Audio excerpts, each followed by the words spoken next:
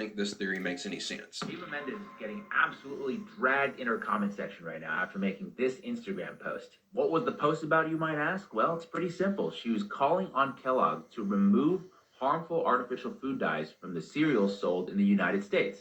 She was citing a food blogger named Vani Hari, also known as the Food Babe, who pointed out that the US version of Fruit Loops has a bunch of artificial food coloring in it, red 40, yellow 5, blue 1, yellow 6, yada yada, whereas the Canadian version doesn't have those artificial food dyes in it. They use other things to color the Fruit Loops, such as you can see here, concentrated carrot juice, watermelon juice, blueberry juice, so much more, I would say, natural food coloring ingredients. Perfectly reasonable, I think, to question why Kellogg's is selling the most toxic version of the same product in America, but not in other countries. But this triggered quite the backlash in our comment section with a bunch of people, namely nutritionists and PhDs and quote-unquote experts, saying that the Food Babe is not a legitimate source, that she's spreading tons of misinformation.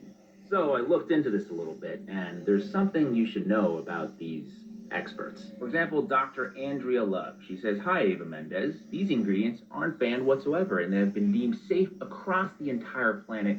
The Food Babe is not a credible source of information on these topics at all." Well, this is Dr. Andrea Love. She's got all the right credentials. She's an immunologist, microbiologist, decades and decades of experience in training and clinical research, yada yada. But she's also, you can see here, a columnist for a nonprofit called the Genetic Literacy Project. If you do a little bit of digging, the Genetic Literacy Project has been outed as a PR front for Monsanto, Bayer, and the chemical industry. This is their IRS Form 990, where they have to disclose where they get all their money from. You see here at the top of the list, number one, biggest contributor, $100,000, Bayer. A little bit of conflict of interest there, eh? Well, let's talk about this lady, Danielle Shine. She is a registered dietitian. She says that, unfortunately, Ava, you've been misled. The Food Babe is not a qualified food nutrition professional. She lacks crucial food, nutrition, and health science knowledge.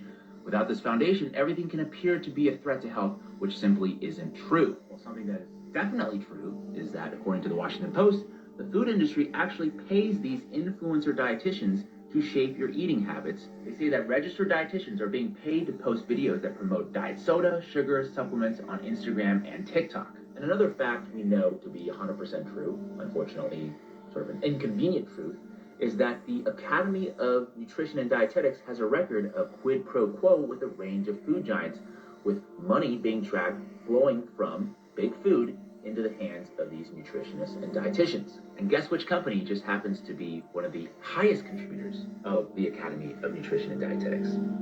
Of course, Kellogg's. And so now you see how all these experts work, right? It's pay for play. They can